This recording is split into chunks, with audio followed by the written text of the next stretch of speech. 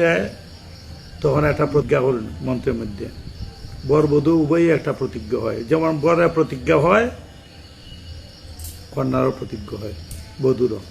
দাম্পত্য জীবন যাতে সুখের দীর্ঘজীবী হয় সেই জন্য একটি ব্যবস্থা প্রচলন আছে, প্রতিজ্ঞা হয়।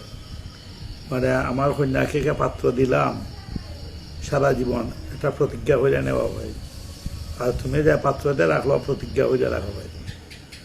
তখন বরের প্রতিজ্ঞাটা কি, তোমার কন্যাকে তো তুমি বিয়া দিলাই তার সামনে, তাকে দিলাই সারা জীবনে দায়িত্ব গ্রহণ করবে।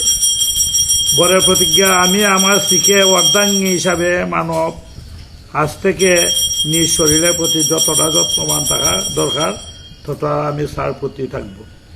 প্রথম প্রতিজ্ঞা, আমি আমার স্ত্রীকে আমি অর্ধাঙ্গী রূপে রাখলাম, আজ থেকে যতদিন শরীরের যত্ন সমস্ত দায়িত্বটা আমি নিলাম। দ্বিতীয় প্রতিজ্ঞা, গৃহের ভালো মন্দ দেখার সব অধিকার আমার স্ত্রীকে দেব, আর তার পরামর্শ অনুযায়ী সব কাজ করব।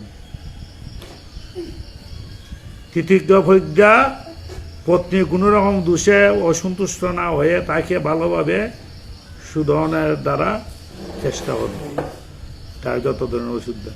চতুর্থ প্রতিজ্ঞা, প্রতিব্রতের নিয়ম পালন করব, পরনারীতে আসক্তি হব না।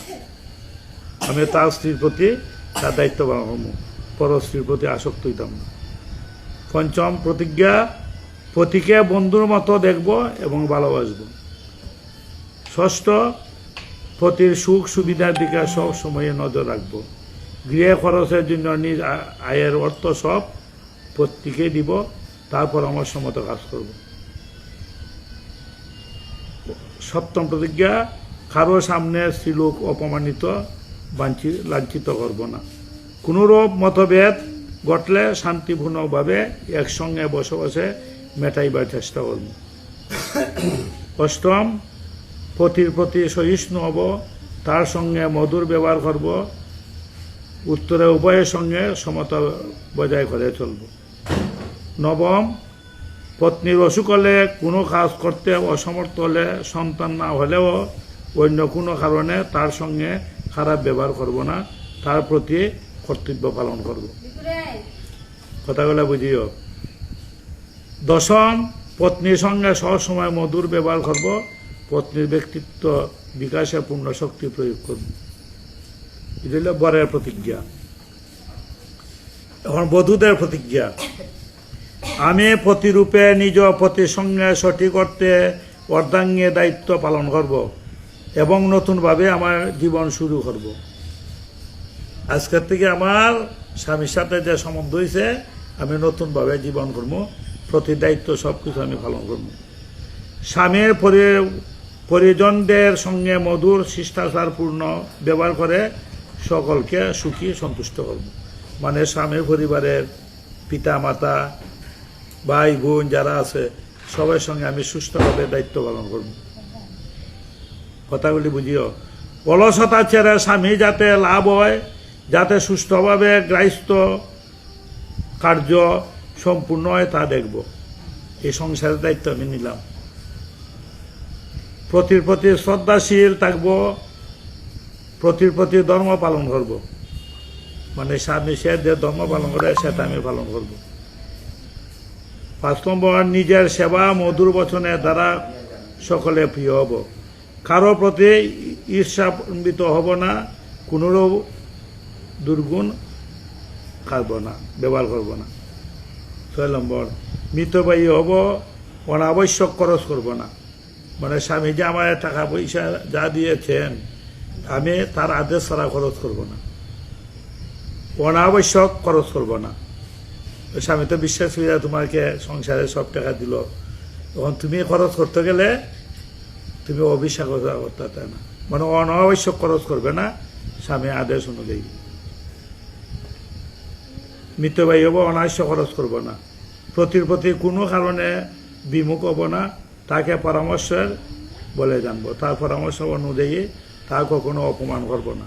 স্বামীকে কোনো দিন আমি অমর্যাদা অপমান করব না। স্বামীর সঙ্গে কোনো কারণে মতভেদ হলে তা নিজেকে মিটাইবার তার নিন্দাও করবো না। কোনো মতভেদ হইলে আমি মিটাইবার চেষ্টা করবো, এবং স্বামীর নিন্দা কমিও না। প্রতিব্রতা সে কোনো দিনে স্বামীর নিন্দা শুনবেও না, করবেও না। শিষ্য গুরু নিন্দা শুনবেও না, করবে না। তারা শিষ্য, স্বামীর চতুর্থ শিষ্যই। স্বামীকে সেবা এবং বিনয় দ্বারা সর্বদা সন্তুষ্ট রাখবো। সবসময় স্বামী যেভাবে সন্তুষ্ট থাকে সেটা আমি রাখবো। স্বামী আমার প্রতি বিমুখ হলেও তার প্রতিফলের আশা না করে নিজ কর্তব্য নিষ্ঠার সঙ্গে আমি পালন করে যাব। একবার নিষ্ঠার সঙ্গে আমি স্বামীর সাথে পালন করে যাব। এখন হল গুরুতত্ত্ব। গুরু ও কৃষ্ণ রূপণ শাস্ত্রের প্রমাণ। আর গুরু রূপে কৃষ্ণ কৃপা করেন ভক্তগণে, চৈতন্য চরিতামৃতে। অভয় তত্ত্ব বস্তু কৃষ্ণের স্বরূপ, ব্রহ্মাত্মা ভগবান চিন্তা রূপ। মানে গুরুদেব সাক্ষাতে অন্তর্যামী রূপে শিষ্যের অন্তরে প্রবেশ করেন, তিনি গুরু রূপে আসেন। সেই জন্য আমরা বন্দনা আছে, আশ্রয় করিয়া বন্দন শ্রী গুরুচরণ, যাহা হইতে মিলাবাই কৃষ্ণ প্রেমদন। তখন যে যত মাং প্রপদে সাহস্তব্য ভজে মন মম অবর্তন্তে মনুষ্য প্রাপ্ত সর্বস্ব। যে আমাকে যেভাবে ভজনা করে, যে আমাকে যেভাবে দেখে, যে আমার সাথে যেভাবে সম্বোধন করে, তাহা আমি সেইভাবে ভাবিত হই। এই শাস্ত্রের সিদ্ধান্ত, যে আমাকে যেভাবে দেখে আমি সেইভাবেই আছি। মতভেদ, তুমি যেভাবে দেখো। কৃষ্ণের প্রতিজ্ঞা আছে পূর্বইতে, যে জইছে বোঝে কৃষ্ণ তারে বোঝে তৈছে। যে আমাকে যেভাবে দেখে আমি তার নিকট সেইভাবে। ওরে পাদবদ্ধ লাভ করাই হইল সকল সাধনের ভজনের মূল কথা। সত্য যুগে সাধন ছিল ধ্যান, ত্রেতা যুগে সাধন ছিল যজ্ঞ, দ্বাপরতে সাধন ছিল পরিচর্যা, কলি যুগে হরির নাম সাধন। মায়াবদ্ধ জীবে সর্বদা সুখের অনুসন্ধানে ব্যস্ত। মায়ার কারণে জাতি, দন, বিদ্যা ইত্যাদি অভিমান আদি কারণে কৃষ্ণ বিমুখ হইয়া পড়ে। তাই ভজনের মধ্যে সর্বশ্রেষ্ঠ নববিধা ভক্তি, কৃষ্ণ প্রেম দিতে ধরে মহাশক্তি। কৃষ্ণ প্রেম দিতে ধরে মহাশক্তি। তার মধ্যে সর্বশ্রেষ্ঠ নাম কীর্তন, নিরপারে তার নাম লইলে বয়ে প্রেমদন। জয় জয় কানাইলাল যুগ কি, জয় জয় কানাইলাল যুগ কি, জয় জয় কানাইলাল যুগ কি জয়। বলো প্রেম সে শ্রী রাধে শ্রী কৃষ্ণ বলে বলতাই রাধা রানী কি জয়।